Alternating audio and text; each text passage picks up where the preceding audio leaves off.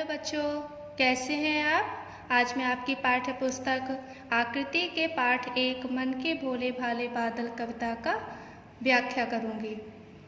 आप सब लोगों को इस व्याख्या को अच्छे से समझना है, ठीक है। तो चलिए शुरू करते हैं। तो हमारी कविता में आज बादलों के बारे में दिया गया है कि बादल जब आसमान में होते हैं, काले होते हैं, तो कैसे मस्ती करते हैं, वो किस आकार के होते हैं।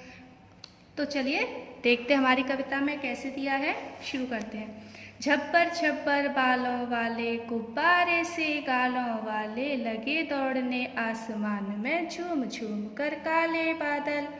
बच्चों, आपने देखा होगा कि जब आसमान में बादल आते तो कैसे बिखरे बिखरे आकार बाल होते हैं उनके, गुब्बारे से गालों वाले, और गुब्बारे की तरह मोटे मोटे होते हैं। लगे दौड़ने आसमान में, झूम झूम कर काले बादल। आपने देखा होगा कि जब बारिश का मौसम होता है तो बादल कैसे काले हो जाते हैं। तो जो काले बादल हैं वो आसमान में झूमते हुए इधर से उधर मस्ती करते हुए घूम रहे हैं, दौड़ रहे हैं। कुछ जोकर से तोंद फुलाए, जोकर देखा है ना आपने कैसे अपनी तोंद फुला लेता है वो, तो ऐसे ही कुछ बादल जोकर की तोंद के आकार के हैं। कुछ हाथी से सूंड उठाए, हाथी देखा है आपने जब सूंड उठाता है, ये देखिए हमारी किताब में भी आया है कि हाथी किस तरीके से सूंड उठाए हुए है। तो ये बादल का आकार है। कुछ बादल है जो हाथी के सूंड का आकार ले लेता है। कुछ ऊँटों से कुबड़ वाले, कुबड़ किसे कहते हैं पता है? जो ऊँट होता है उसके ऊपर जो होता है ना ऊंचा ऊंचा सा बड़ा सा, समझ में आया? जो ऊंचा ऊंचा सा होता है उसे हम कुबड़ कहते हैं।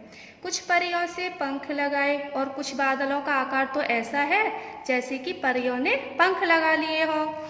आपस में टकराते रह रह शेरों से मतवाले बादल, जैसे शेर दहाड़ता है तो हम उसकी आवाज़ सुन के समझ जाते हैं ना कि अरे वहाँ पर तो शेर दहाड़ रहा है। तो बच्चों, ऐसे ही जब बादल गरजते हैं तो हमें पता चल जाता है कि हाँ, बादल आपस में बार बार पर टकरा रहे हैं। कुछ तो लगते हैं तूफानी, तो आपने देखा होगा जब बारिश का मौसम होता है तो कुछ बादल तो ऐसे लगते हैं कितनी बारिश करेंगे, कितना तूफान लेके आएंगे।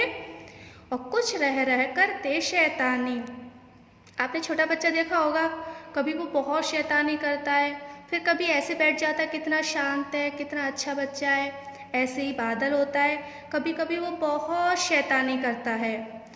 कुछ अपने थैलों से छुपके झरझर झर बरसाते पानी, और कुछ बादल तो ऐसे हैं जैसे उनके पास मानो थैला रखा हो और उसमें पानी हो, और चुपके से आके वो बारिश कर देते हैं, फिर बंद कर देते हो, फिर थैले से पानी निकाला, फिर झरझर बारिश बरसा दी। तो कुछ बादल ऐसे हैं कि अपने थैले से पानी निकाला, चुपके से बारिश कर दी। नहीं किसी की सुनते कुछ भी, ढोलक ढोल बजाते बादल। तो बच्चों, आपने देखा होगा कि ढोलक बजती है तो हमें किसी की आवाज़ सुनाई नहीं देती। ऐसे ही जब बादल आपस में गरजते हैं तो वो किसी की नहीं सुनते और बहुत तेज गरजते ही रहते हैं। रह रह कर छत पर आ जाते, फिर चुपके ऊपर उड़ जाते, कभी कभी जिद्दी बन करके बाढ़ नदी नालों में लाते।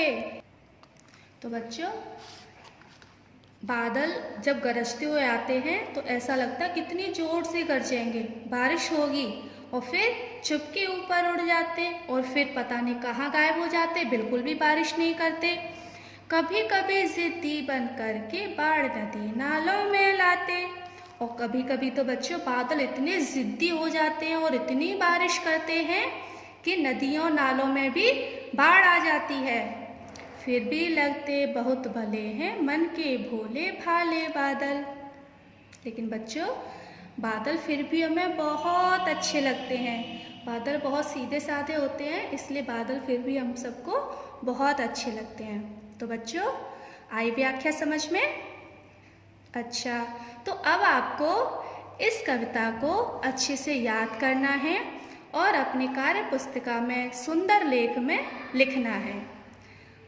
ठीक है बच्चों, बाय।